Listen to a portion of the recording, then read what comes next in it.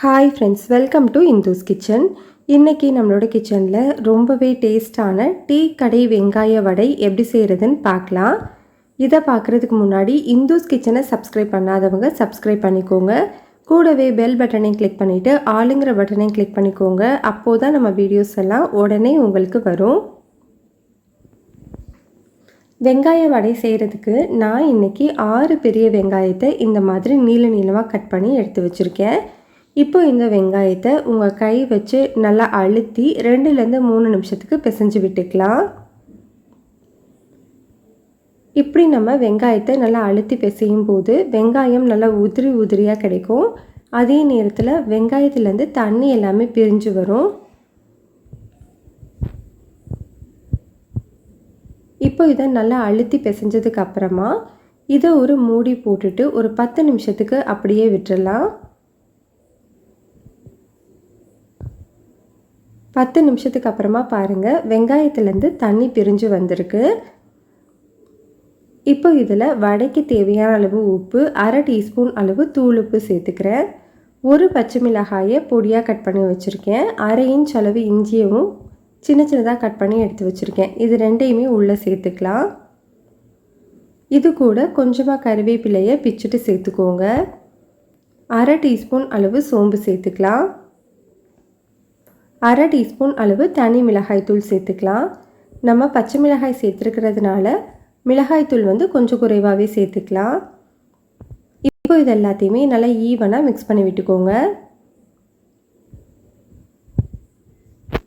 மசாலா எல்லாத்தையுமே நல்லா மிக்ஸ் பண்ணதுக்கப்புறமா இதில் 1/2 கப் அளவு மைதாவை கொஞ்சமாக சேர்த்து வடை மாவு பிசைஞ்சு எடுத்துக்கலாம். மாவு பிசையும் போது தண்ணி எதுவுமே சேர்க்கக்கூடாது. வெங்காயத்தில் இருக்கிற தண்ணியை மட்டுமே பயன்படுத்தி நம்ம மாவு பிசையணும்.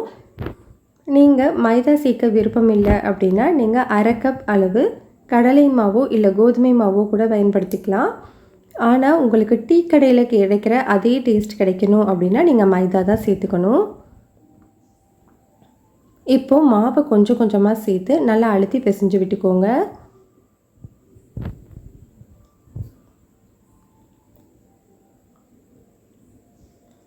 இப்போ எனக்கு மொத்தமாக 1/2 கப் அளவு மாவு சேர்த்துருக்கேன். கரெக்டாக இருக்குது. 6 பெரிய வெங்காயத்துக்கு 1/2 கப் அளவு மாவுங்கிறது கரெக்டாக இருக்குது. இப்போ நம்ம மாவு கரெக்டாக பிசைஞ்சிருக்கோமான்னு பார்க்குறதுக்கு கொஞ்சமாக இந்த மாவை எடுத்து இந்த மாதிரி உருட்டிட்டு உங்கள் கையில் வச்சு அழுத்தி பாருங்கள்.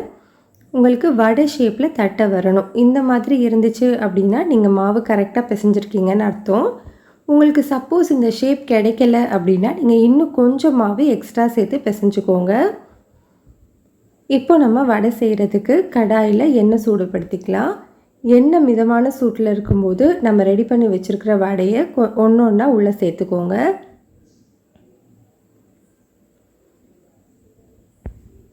வடை உள்ளே சேர்த்த உடனேயே கிளறி விட்டுறக்கூடாது. ஒரு சைடு கொஞ்சம் வெந்ததுக்கப்புறமா திருப்பி விட்டுக்கணும். அப்போது தான் நம்மளுக்கு ஷேப் உடையாமல் இருக்கும்.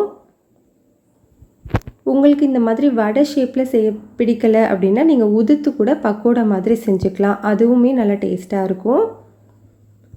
2 சைடும் நல்லா வெந்ததுக்கப்புறமா எண்ணெயோட சலசலப்பு குறைஞ்சிரும். அதுக்கப்புறமா நம்ம வடை எல்லாத்தையும் எடுத்துடலாம்.